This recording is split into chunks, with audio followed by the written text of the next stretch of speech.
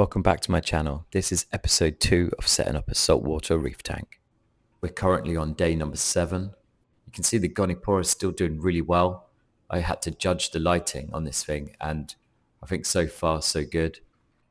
We're going to dive down into the filtration first, do some of the boring stuff, and then we're going to get into the sort of the good stuff.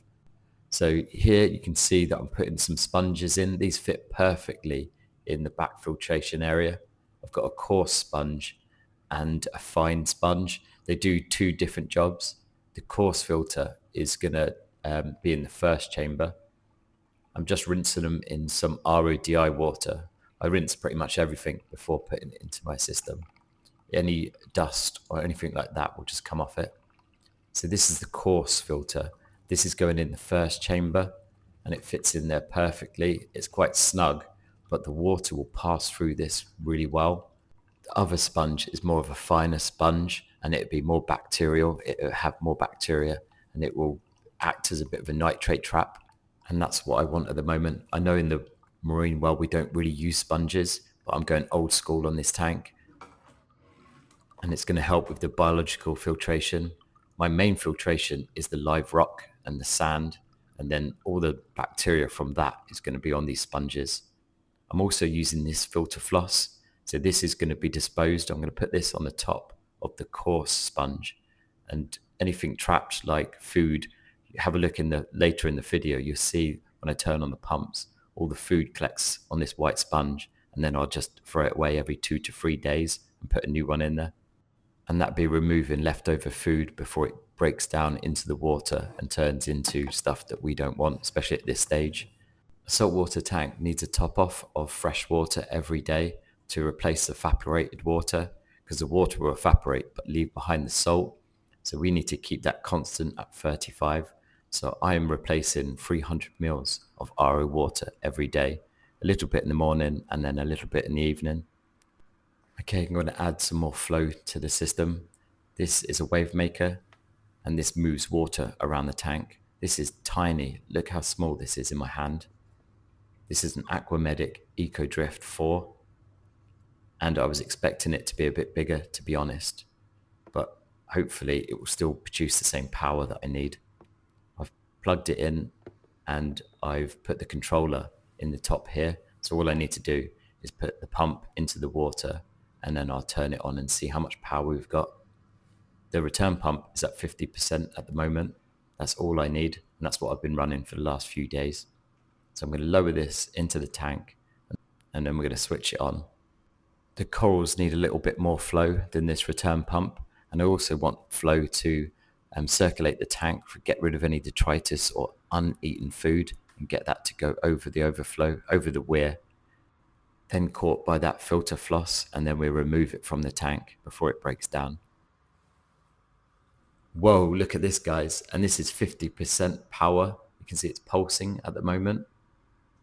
What I'm going to do is I'm going to turn it up to 100% and see if the tank can take the flow. But so far, so good. Pretty impressed with that. This is where I've mounted my controllers for now. I'm going to make this a little bit better, but I'm going to turn the pumps up to 100%. So this one here is the wave maker, and I quite like the fact that I can just use buttons. I'm not going to use an app on these. It's just a couple of buttons, on and off and up and down. It's pretty simple. I'm going to turn up the return pump as well. I just want to see if the aquarium can hold full power on both units. Whoa. That is some flow there, and that's plenty. You can see the gonny moving in the water column. That's pretty much the same flow that I'm getting in my 5-foot tank. Yeah, happy with that, guys. That's it on pulse mode at the moment. So it's creating a bit of a wave. Let's see what it's like on full power, just constant mode. See if it disturbs the sand. You don't want it moving the sand bed. But you can see it just pulsing there, on, off, and it's dead silent as well. It's not making any noise. And the same as the return pump, it's not making any noise at all. These Aquamedic pumps are absolutely awesome. I know you pay a little bit more extra money, wow, this is going to last me a long time. And, they're dead silent. And that's what you want. This whole aquarium is completely silent. You could have this in a bedroom. You can see what I've done with the plugs here. So far, there's only 4 plugs. We've got a heater, the 2 pumps, and the lights. I have added some extra bacteria. I'm just dosing 1 drop of this Polyp Lab stuff. And this is also going to help out the new sponges.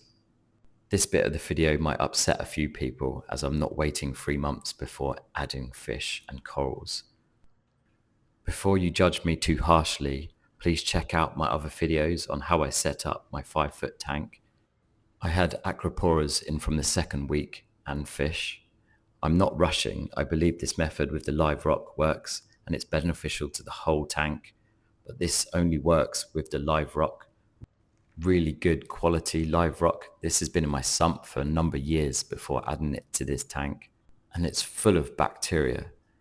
Also, I believe testing and being able to use your experience to act on those results makes a big difference. So please bear that in mind if you're a new hobbyist, or if you're just using dry rock, it will not be the same as what I've got here, but you just have to wait a little bit longer and add more bacteria. So in the container is all the water from the fish shop. In the bags, it's just been emptied into this container, and then I'm dripping via a siphon tube. I'm dripping some of the tank water into the container until you've got more than half again. And I do this for about 20 or 30 minutes, just as the salinity and all the parameters sort of come together and they're a lot closer. I try not to get any of the fish shop water into my tank. The first fish, the scooter blenny, just rode the net up. It didn't actually get in the net. It sat on the edge of the net all the way up. That's why I put my hand over just to make sure it didn't fall. I also use a clear container like this so I can observe the fish, have a little look, make sure they're breathing correctly. There's nothing on that shouldn't be, no white spots or anything like that. And that's the second one in. So let's have a look at the fish that I brought. I've got a scooter blenny. So this is a pink scooter blenny. It's quite a skinny little fella. So it's going to need feeding up. I did see it feeding in the tank. And straight away it's gone to the live rock and just started pecking on the live rock, which is really good sign. It's not breathing heavily. It's pretty happy in there straight away. And that's a really good sign that the fish is out and it hasn't just hidden. Above the scooter blenny, you can see that I've got a harlequin shrimp here, and I lost the footage of me putting him in there, but I did exactly the same thing that I did with the fish. I just did it a little slower and used a bit more time because snails and inverts, and especially shrimps, just need a little bit more time to acclimate. And I have plenty of Asterina starfish in my main system breeding, so I can feed him. I did buy a beginner coral as well. I've got a little bit of GSP. I haven't had this coral for over 20 years. So yeah, I've put a little bit of green star polyps in. So this is a beginner coral and you can start with this. This is a brilliant one to start with. I've also got some macroalgae. I'm going to put some macroalgae in this tank. This is dragon's breath and this is bright red. And this is going to be really beneficial to the system. This does require a bit of light, so I'm going to put it quite high up. I've just put it on a little bit of a rock and I'm going to put it here. Just for now, have a look, see how it does, because I can always move it down to the sand bed if it needs it. And this is the soft coral. This is the GSP going in now. I'm going to put it on its own little bit of rock and just see how it does on there. Let it take hold on that, because this is quite evasive. This will grow everywhere. So I've learnt my lessons from previous years and I'm just going to stick it on its own rock.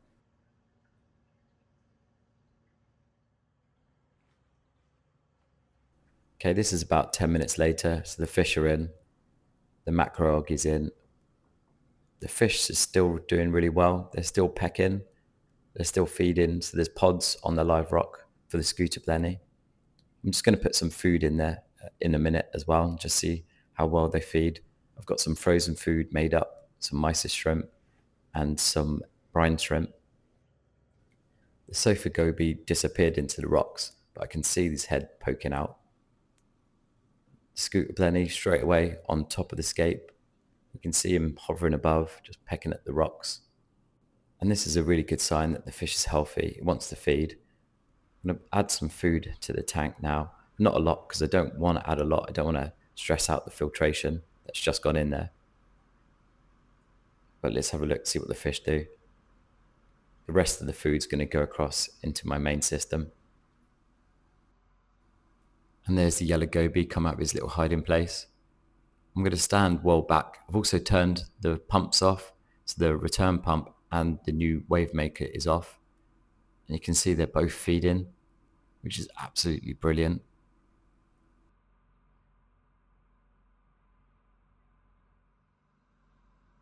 I did buy 2 other fish while I was in the fish shop, and I was going to put them into the main display. I put one of them in there, which is a bit of a surprise, but the other one, I was umming and ahhing whether to put it in this one. I think it might be quite beneficial to put it in this one, get it feeding, and then I might move it over to the main display, as it's quite a shy fish. And you can see these fish are doing so well. They're eating and they're happy. And then over time, I might move it back into the display, depending how it feeds.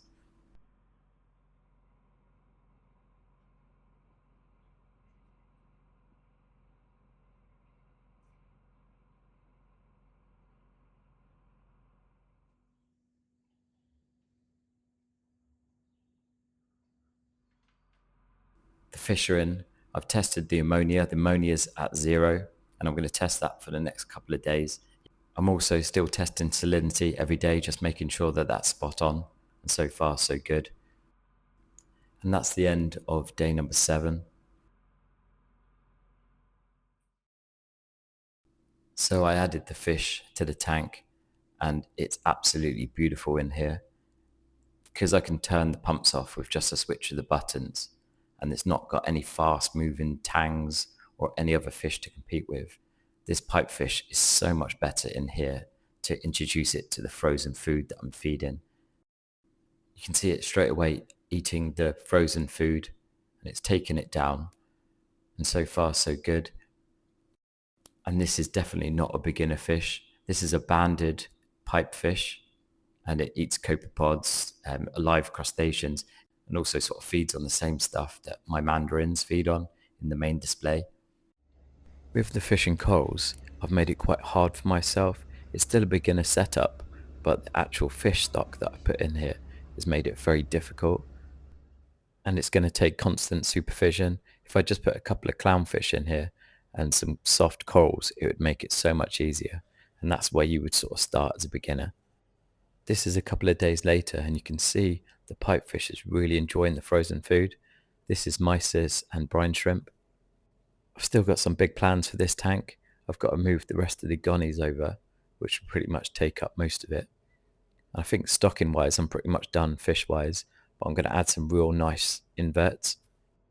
Equipment wise, filtration, I'll probably add a skimmer in a couple of weeks when that comes out, and also an ATO, so I don't have to do it manually. I might put a doser on there so I can add alkalinity, calcium through the doser, and I use that as the auto top off as well.